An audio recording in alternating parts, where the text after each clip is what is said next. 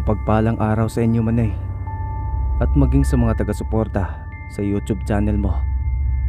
Kumusta po kayo? Sana'y nasa maayos at ligtas kayong kalagayan. Siya nga pala, kagaya ng ibang tao na nagpapadala ng kani-kanilang mga kwento, ay itago nyo lang din ang aking katauhan sa alias na Leo. 39 anyos at nagmula sa probinsya ng Capiz.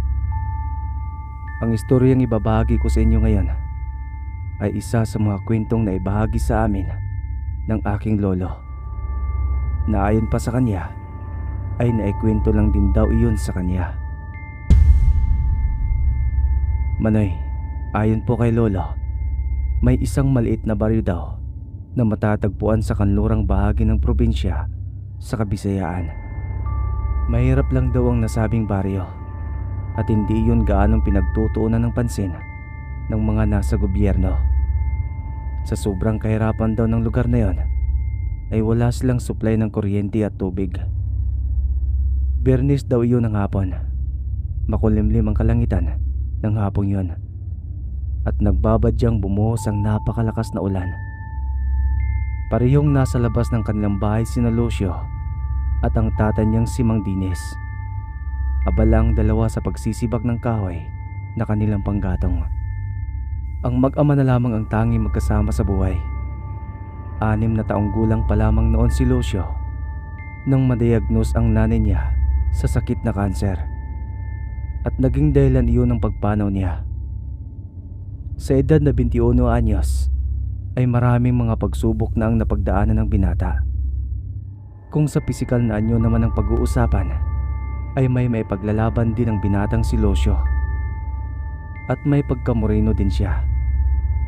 Makapal ang itim niyang kilay at may nakakaakit na mga mata na laging napapansin ng karamihan, lalong-lalo na ng mga kababaihan. May katangkaran din siya at malaki ang katawan. Nagsisilakihan din ang kanyang mga muscles.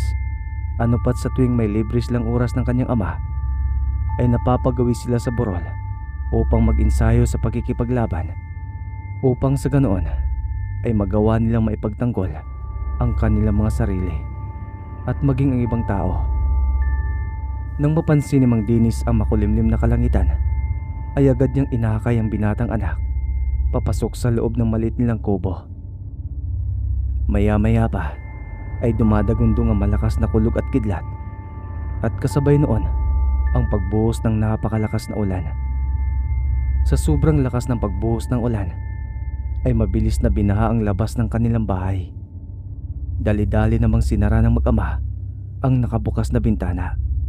Saka sila kumuha ng mga sisidlan at pinaglalagay iyon sa sahig na pinapatakan ng tubig ulan. Sa sobrang luma kasi ng bahay na tinitirahan nilang mag-ama ay may mga butas na rin ang kanilang mga bubong. Ano pat gawa lang iyon sa pawid, samantalang gawa naman sa kawayan ng kanilang dingding at maging ang sahig. Habang hinihintay na tumila ang ulan, ay nagpakulo na rin ng mainit na tubig si Lucio, samantalang nasa sala naman ang kanyang amang si Dinis, at abala sa pagtatanggal ng mga buhok ng mga inaani nitong mais. Nang tuluyang kumulo na ang tubig, ay agad nagtimpla ng 2 tasa ng kape ang binata at sa kanya iyon dinala sa sala. Ang lalaki ng mga mais ngayon Kuminto pa nga ni Lucio, saka tinulungan ng kanyang ama sa pagtatanggal ng mga buhok ng mais at inilagay nila iyon sa sako. Habang abala sa kanilang ginagawa ay nag-uusap pa ang mag-ama at paminsan-minsan ay hinihigop nilang mainit na kape na tinimpla ni Lucio. Kinagabihan ng araw na yon, pasado 8:00 ang oras, tuluyan nang tumila ang ulan ng mga oras na yon. Nagkataong nasa kalagitnaan ng payapang paghahaponan ang mag-ama ng gabing yon nang makarinig sila ng huni ng tiktik. Noong unay binabaliwala lamang nila ito dahil malakas naman ang huni ng tiktik. Ngunit habang tumatagal ay napapansin nilang pahina iyon ng pahina. Doon na sila tuluyang natigilan at sa hindi malamang dahilan ay biglang kinutuban at nakaramdam ng panganib si Lucio. Malawak ang kaalaman niya sa mga aswang at iba pang mga nilalang na kinatatakutan dahil lumaki siya sa probinsya. Napasulyap naman si Mang Dinis sa mga bintana at pintuan. Nakahinga siya ng maluwag nang makitang nakasara ang mga ito.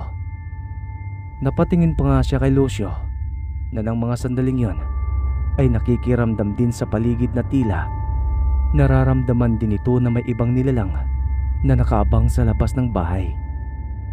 Maya-maya pa ay umihip ang malamig na simoy ng hangin, sapat na upang magsitaasan ng mga balahibo nila at kilabutan sa takot. Patuloy silang nakiramdam sa paligid. Maya-maya pa ay nakarinig sila ng kaluskos sa labas. "Oh, saan ka pupunta?" Tanong pa nga ng tatay ni Lucio nang mapatayo ang lalaki. Ngunit sininyasan lang siya nito na huwag lumikha ng anumang ingay. Tumungo si Lucio sa silid nilang mag-ama at nang makabalik na ito ay may daladala na itong tirador. Hindi iyon ordinaryong tirador lang dahil ipinamana pa iyon sa kanya ng namayapan niyang antingerong lolo. Noong nabubuhay pa ang kanyang lolo ay kilalang antingero ito sa kanilang baryo.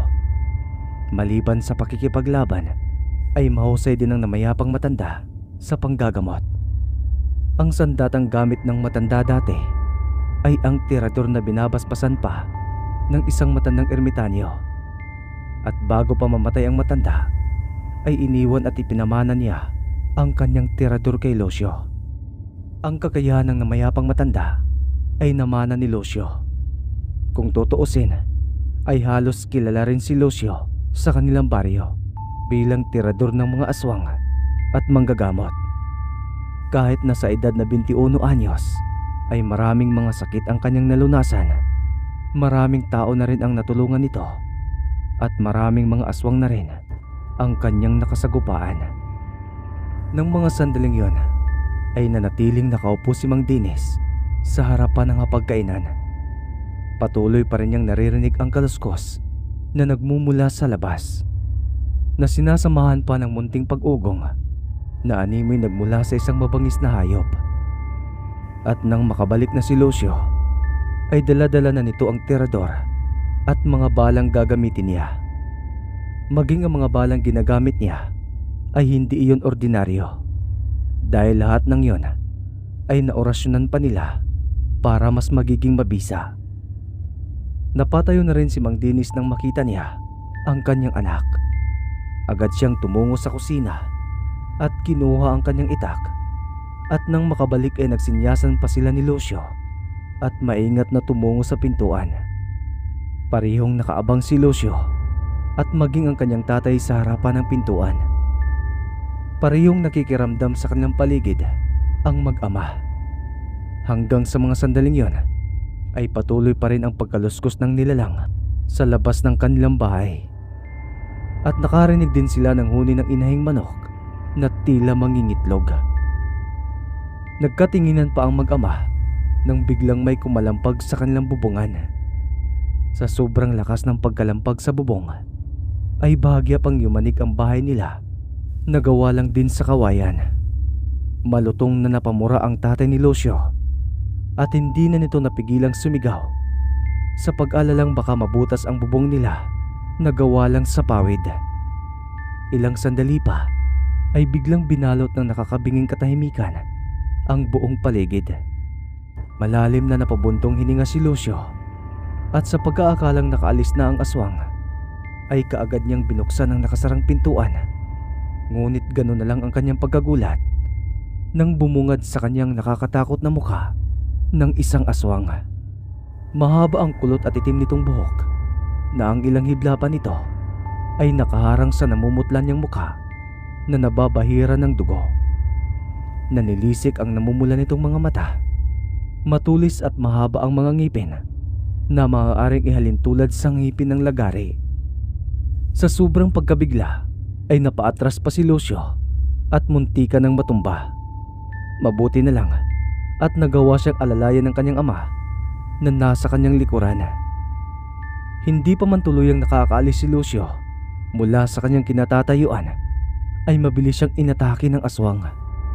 Tuluyan siyang bumagsak sa sahig at pinaibabawan siya ng babaeng aswang.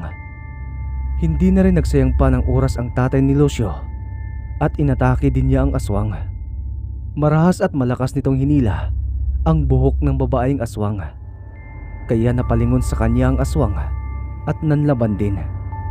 Pinagtangkaan pa ni Mang Dinis na tagay ng itak ang babaeng aswang, ngunit dahil sa madulas ang katawan ng babae ay nabigo siyang gawin ito.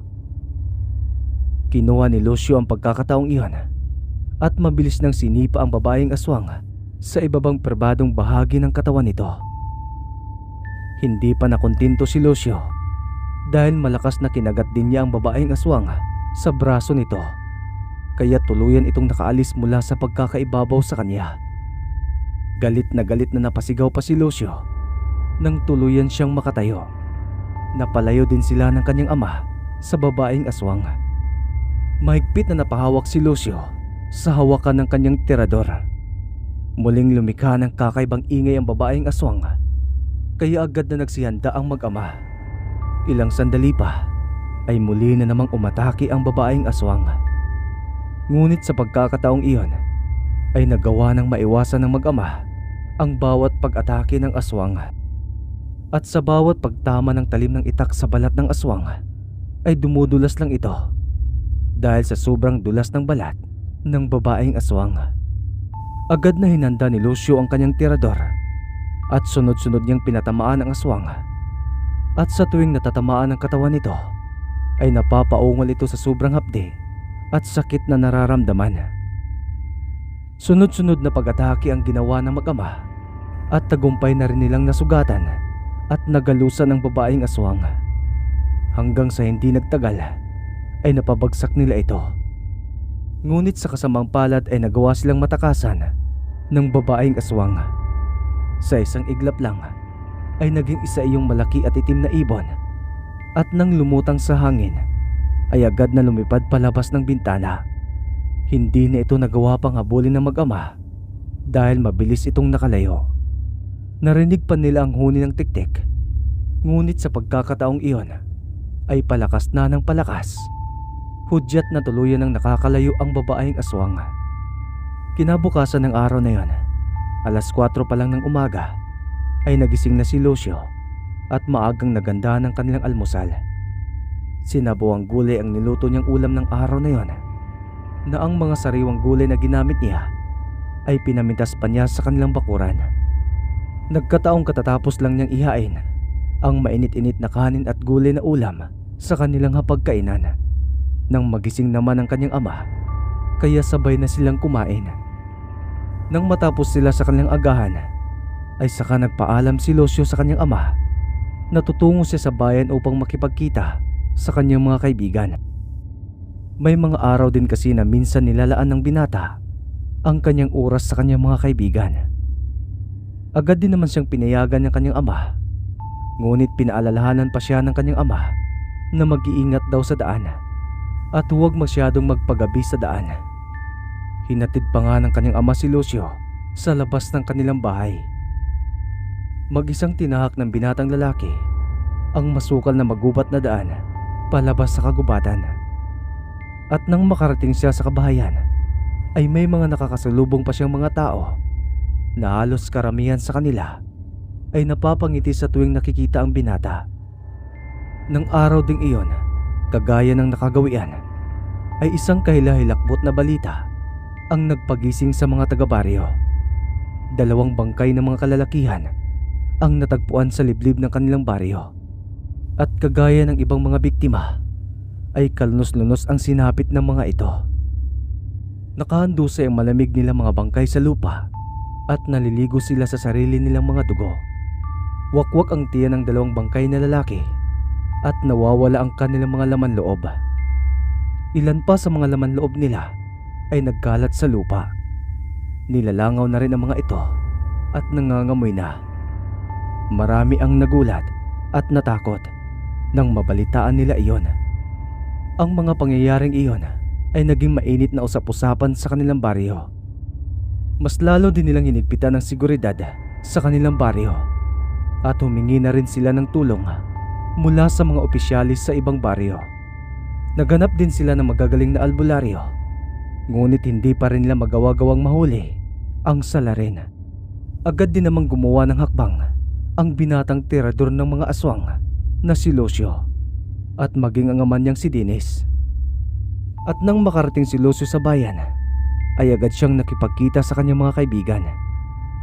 Nagkayayaan pa ang mga ito na tumungo sa karatig baryo dahil nagkataong piyesta sa lugar na yon na hindi naman natanggihan ng binata.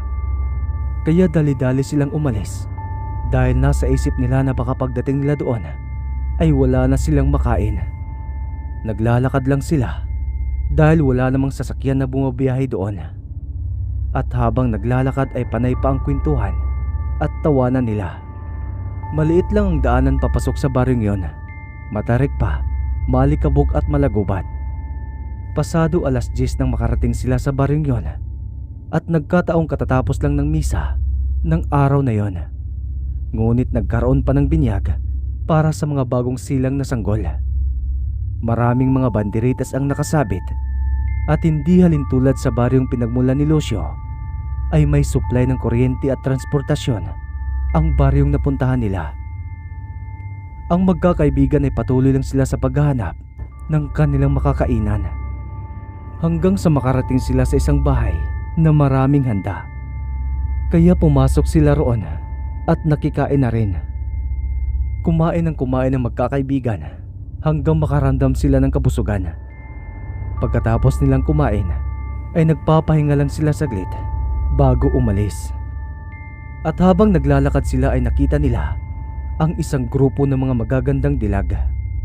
Nilapitan nila mga dalagang yon at tinatanong nila mga pangalan ng mga ito at kung saan daw sila nakatira.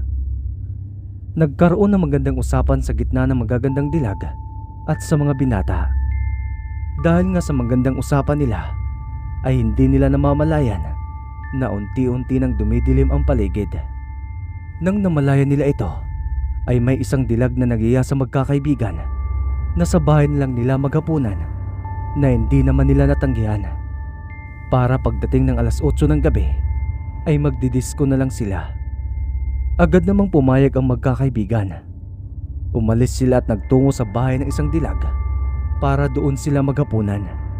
At nang nakarating sila ay hinanda muna ng grupo ng mga kababaihan ang kanilang pagkain, habang ang magkakaibigan naman ay nakaupo lang sa labas ng bahay at nagkukwentuhan. Mga ilang minuto pa ang lumipas ay tinawag na sila para kumain sa loob. Kaya agad naman silang nagtungo at kumain. At habang kumakain sila ay pinagpatuloy nila ang kanilang kwentuhan. Natigil lang sila nang narinig nila ang mensahe ng kanilang kapitan na iniimbitahan sila na tumungo na sa diskuhan para simulan na ang kasiyahan. Kaya dali-dali na rin silang nag-ayos ng kanilang mga sarili. Nang matapos nga sila ay agad naman silang tumungo sa diskuhan. Habang patungo nga sila sa diskuhan ay naririnig na nila ang mga magagandang tugtugin at yung iba pa nga sa kanila ay pasayaw-sayaw pa sa daan habang naglalakad. Pagdating nila ay kaunti pa lang tao sa loob ng diskuhan, kaya nagpasya muna sila na bumili muna ng alak para mag-inuman muna sila dahil kaunti pa naman ang mga tao. Kaya nagtungo sila sa isang maliit na tindahan at doon na nga nag-inuman. Halos 20 minuto din nilang hinintay na opisyal na nagsimula ang disco, kaya nagpasya na silang bumili ng ticket para makapasok sila. Siksikan ang tao sa loob at puno na rin ang upuan. Kaya nang makapasok sila sa diskuhan ay nagtungo na lang sila sa gitna at sumayaw. Dahil sa magagandang tugtugin, yung iba pa ay padapa-dapa kung sumayaw. Baka sa mukha ng lahat ang kasiyahan, yung iba pa nga ay basa na ng pawis. Natigil lang ang matinding sayawan nila nang tumugtog na ang kanta para sa baile. Kaya ang bawat kalalakihan ay naghahanap ng kanilang maisasayaw. Dahil sa magagandang tugtugin ay napasarap ang sayaw ng mga tao. Hindi na nila namalayan na malalim na ang gabi. Lumabas lang ang magkakaibigan kasama ang grupo ng kababaihan sa diskuhan nang nagmensahe ng punong barangay Nakukoronahan ang tinanghal na reyna ng kapiestahan. Hinatid na lang nila ang mga kababaihan sa kanilang mga bahay-bahay. Kumain muna sila bago sila umalis at umuwi sa kanilang mga tahanan. Baka sa mukha ng magkakaibigan ang labis na kasiyahan. At habang naglalakad sila pauwi, ay maingay sila sa daan at nagkakasiyahan. At nang makauwi si Lucio sa kanilang tahanan, ay naikwento na kaagad sa kanyang ama ang kanilang karanasan sa kabilang baryo. Kinabukasan, gabi iyon ng Miyerkules, at nagkataong kabilugan pa ng buwan. Nagkataong nasa kalagitnaan ng payapang paghahaponan ang mag-amang sina Lucio at Mang Dinis ng gabing yon, nang makarinig na naman sila ng huni ng tiktik. Nung una ay may kalakasan iyon, sinyalis na nasa malayo pa ang aswang. Ngunit habang tumatagal, ay pareho nilang napapansin na pahina ng pahina ang huni ng tiktik na kanilang naririnig. Maya-maya pa ay biglang binalot ng nakakabinging katahimikan ang buong paligid. Nababatid nilang may aswang na namang nakaabang sa kanila sa labas. Ngunit patuloy pa ring nakikiramdam ang mag-ama. Ilang saglit pa ay may kumalampag sa kanilang bubong. Doon na sila tuluyang napatayo at mabilis na kinuha ni Lucio ang kanyang tirador at maging ang mga bala. Hindi alintana ang naghihintay na panganib at lakas loob na lumabas ang mag-ama. Nagkataong kalalabas pa lang nila nang biglang may malaking ibon na umatake sa kanila. Nagpaikot-ikot ang malaking ibon sa kanilang uluhan bago ito lumipad palayo sa kanila. At nang lumapat ang paa ng malaking ibon sa lupa, ay bigla ay yung naghugis tao. Nagkatinginan pa ang mag-ama ng lumikha ng kakaibang ingay ang aswang na yon bago sila nito muling inatake. Mukhang galit na galit ito sa dalawa dahil bawat pag-atake nito ay napaka-agresibo. Todo naman sa pagsangga at pag-iwas ang mag-ama sa mga binibitawang atake ng aswang. At nang makahanap sila ng pagkakataon, ay sa kanila ito sabay na inatake. Banda kayo! Papatayin ko kayo! Kayo ang magsisilbing hapunan ko ngayong gabi! Sigaw ng babaeng aswang bago ito muling umatake. Sunod-sunod na pinatamaan ni Lucio ng bala ng tirador ang babaeng aswang habang nakikipaglaban ang nasabing nilalang sa kanyang ama. At sa bawat pagtama ng bala ng tirador sa katawan ng aswang ay napapasigaw ito dahil sa sakit na nararamdaman. Sa kabutihang palad ay tagumpay nila itong nasugatan, ngunit hindi pa rin sila tumigil sa pagpapahirap sa aswang hanggang sa tagumpay nila itong napabagsak. Sa huli ay bumagsak ang aswang sa lupa na wala ng buhay. At nang gabi ring iyon ay sinusunog ng mag-ama ang katawan ng aswang sa kagubatan upang hindi na ito muling makagambala pa ng mga inosenteng tao at mga hayop sa kanilang baryo. Hanggang dito na lang, Manoy. At dito na nagtatapos ang kwento ng lolo ko. At sana'y nagustuhan niyo ito. At sa uulitin, mapagpalang araw sa inyong lahat.